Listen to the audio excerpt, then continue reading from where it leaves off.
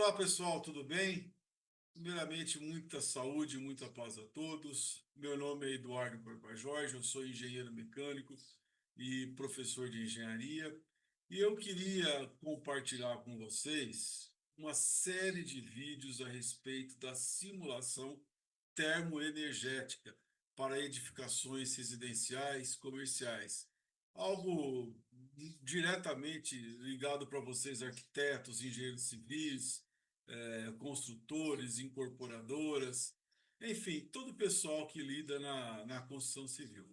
A simulação termoenergética é muito importante, ela consegue abrir várias informações antecipadas para tomada de decisões em materiais, em layout, em tipo de vidro, enfim, uma série de situações que eu vou propor aqui para vocês. E esses vídeos terão no máximo 10 minutos de duração, para não cansar muito, né?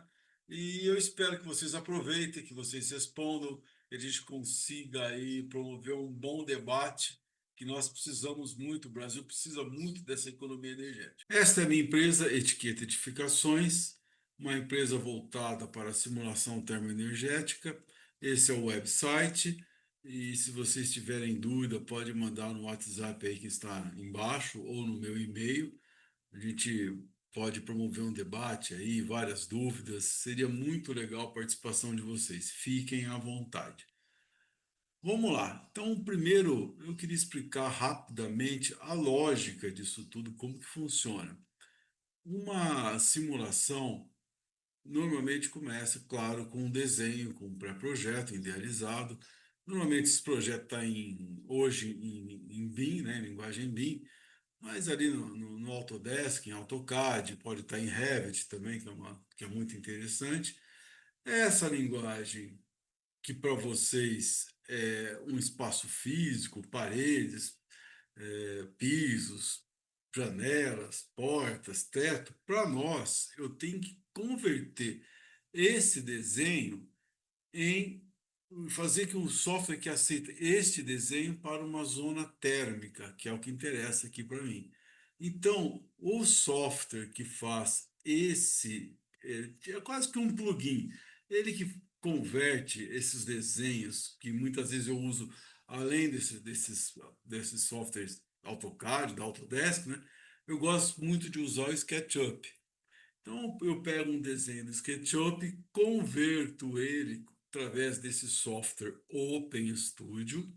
Ele vai pegar esse desenho, como eu estava falando, e converter ele em um espaço térmico, que é isso que interessa para a gente, para quem simula, faz simulação termoenergética. Essa conversão espaço térmico, aí sim eu alimento esse que é o principal software aí do nosso trabalho, que nós vamos trabalhar bastante com ele, que é o Energy Plus. E aí sim, esse vai fazer a simulação e vai nos mandar vários relatórios que nós vamos ter que observar e daí tirar as conclusões. É mais ou menos esse o esquema de trabalho, tá? Tá bem resumido aqui, mas em linhas gerais é assim. Um detalhe interessante é que esses softwares aí em cima, tanto o AutoCAD, né, os da Autodesk, tem os IWCAD hoje, o Revit, esses softwares, o SketchUp também, são todos softwares pagos. Só que esses não. O OpenStudio e, se eu não me engano, é um software inglês, e o Energy Plus, que é um software do governo americano, são softwares gratuitos, tá ok? Então vamos lá. Meu nome é Eduardo Corpa Jorge, eu sou engenheiro mecânico, tenho mestrado em ciências térmicas também na engenharia mecânica, dou aula na área de engenharia e estou há já 30 anos trabalhando no mercado de HVAC.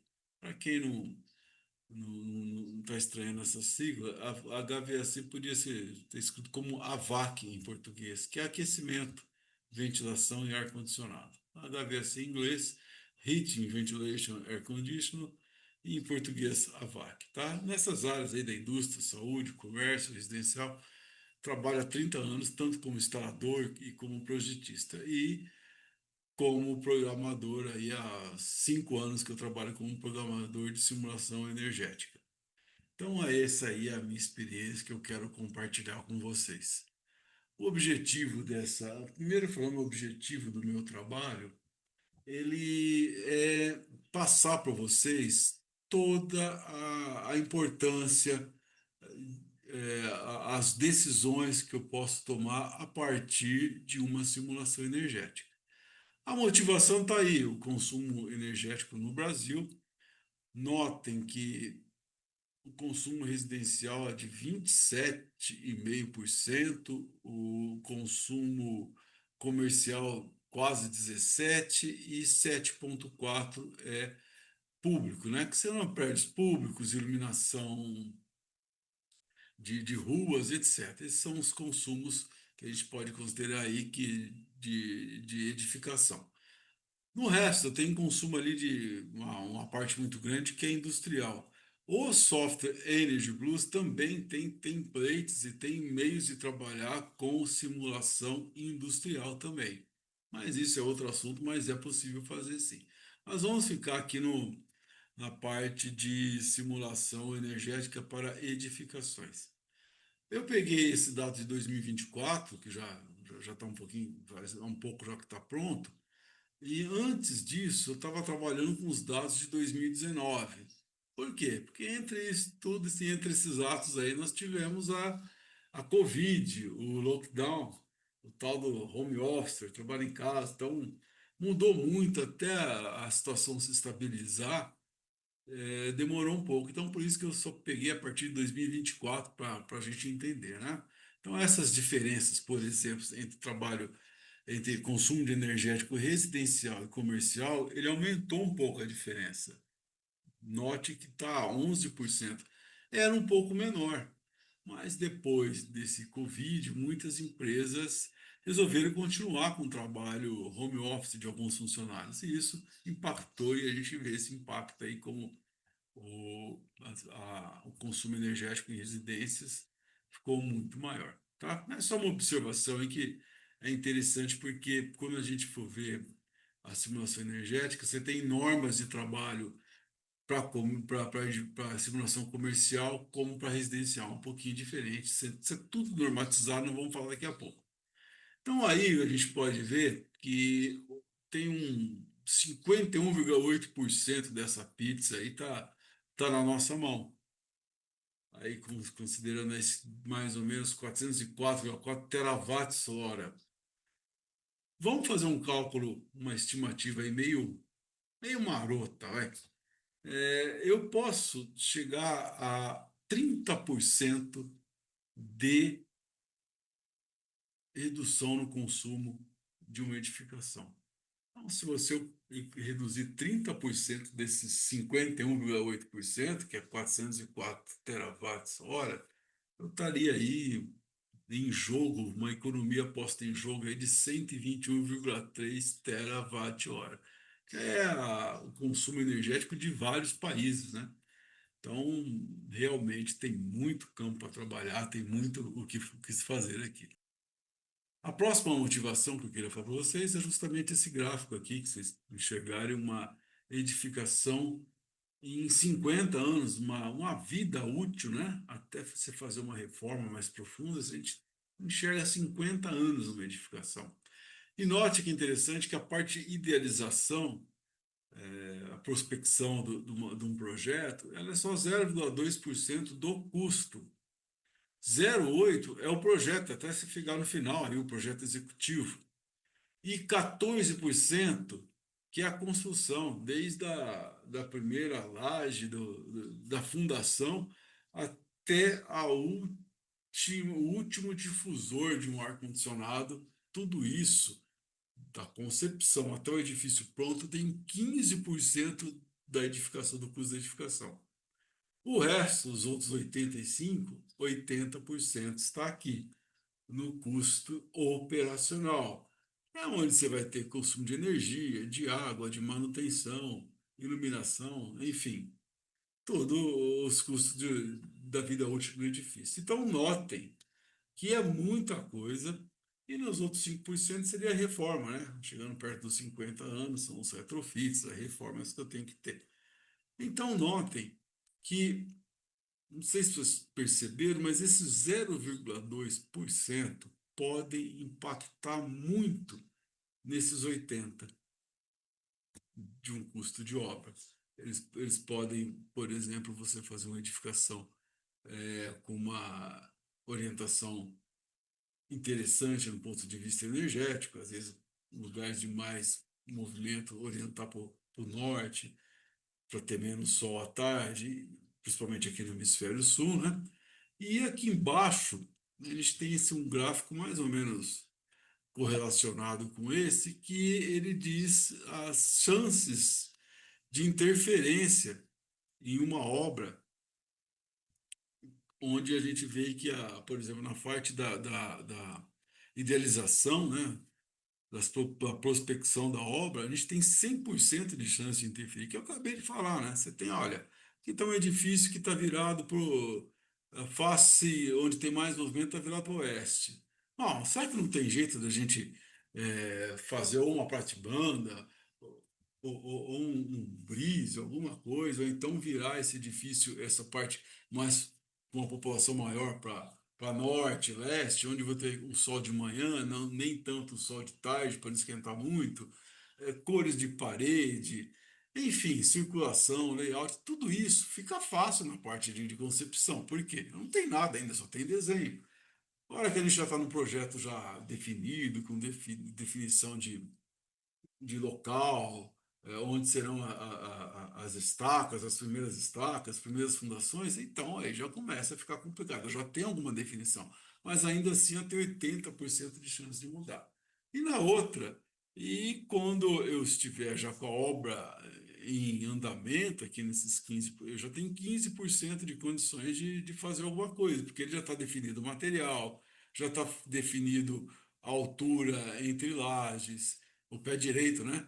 Já está definido muita coisa, então fica complicado tomar alguma decisão aí. Nossa, normalmente espaço de janela, áreas de abertura, já estão todas elas projetadas, então é mais complicado eu fazer alguma coisa. E aqui no 5% seria o edifício já pronto, lá construído. Agora eu preciso de fazer uma adequação, uma reforma. Eu não tenho muita margem, eu tenho margem para trabalhar, sim, mas não tanto como quando não existia nada, né? Para fazer a simulação e para adequar. Então, esse é um gráfico muito interessante que eu gostaria de compartilhar para vocês. E a terceira, recentemente, isso aqui é do pessoal aqui da Ares Sustentabilidade, essa resolução que hoje já está vigente, que é a resolução 309 do Inmetro, do Ministério da Economia, ao qual ela dá todas as normas, toda a normatização para um trabalho de eficiência energética, uma simulação de eficiência energética, que é isso que nós vamos fazer aqui. Nós vamos trabalhar a partir da norma, eu vou explicar nos próximos vídeos. E notem que interessante que essa norma agora vai virar lei, e lógico que até lá vai ter um período de adaptação, né? E aqui estão os prazos, né? Edificações públicas federais, 2027, federais do Rio Grande do Sul, 2028, possivelmente por causa das enchentes que tiveram, né? Estaduais 2032, municipais 35, 40. Então, já é um cronograma para que as coisas sejam, para que essas simulações energéticas façam parte dos projetos. Nós vamos trabalhar o que a gente propõe aqui para mostrar para vocês uma série de vídeos onde eu vou falar sobre a envoltória, que é tudo que está envolto, né? Como o próprio nome diz, envoltória a gente entende por parede externa, vidros, cor de parede, cobertura, telhado, enfim, tudo isso é envoltória, edificações vizinhas que podem produzir sombra, tudo isso a gente vai ver. E para cada uma dessas tópicos que eu estou colocando, tanto a envoltória, iluminação, conforto térmico, ar-condicionado, esses três, envoltório, iluminação e ar-condicionado, eles têm o selo de redução de carga térmica, redução de energia. A gente vai trabalhar com isso aqui bastante ao longo dos nossos vídeos, tá? Então, na envoltória, a gente, como eu falei, a gente vai ver pintura, cor de tinta, como é que se comporta em questão a redução de consumo térmico, tintas que absorvem mais radiação solar, as que absorvem menos. Vocês vão ver como que é interessante a redução no consumo energético, baseada apenas em escolher a cor. Aí imagine vidros, isolação térmica e tudo mais que a gente pode fazer, cobertura e etc. Na iluminação também nós vamos trabalhar bastante. Quero uma das coisas que eu vou trabalhar com vocês, que eu vou mostrar, é o fator da iluminação natural, até onde que ela é interessante. Porque muitas vezes se entra iluminação natural no prédio, pode ser interessante do lado de consumo de energia de lâmpadas? Pode. Mas hoje eu tenho lâmpadas que são halogêneas, essas lâmpadas mais modernas, que ela não produz calor e dá um bom nível de iluminação. Será que às vezes não vale a pena ter essas lâmpadas funcionando e menos a iluminação natural? Por quê? Se eu tiver um maior uso de iluminação natural, é evidente que eu vou ter um consumo de lâmpada quase zero. Eu ponho o sensor lá, eu não vou ter energia elétrica. Eu não vou consumir tanta energia elétrica devido a lâmpadas. Mas um detalhe que o pessoal esquece é que conforme entra a radiação térmica, conforme entra a iluminação, entra a radiação térmica. O calor vem junto com a luz. Não vem na mesma velocidade, mas vem. E a radiação térmica é o pior dos fenômenos de transporte de calor. A radiação térmica, a convecção e a condução, mas a radiação é a pior que vem com a luz. Então, a gente vai debater muito bem isso. De repente, eu fecho isso com uma cortina e ponho só iluminação natural, iluminação artificial. Será que consumo, a carga térmica que eu vou evitar bloqueando essa luz solar de entrar, obviamente não vou deixar esquentar muito a sala? Será que não é melhor no consumo de ar-condicionado?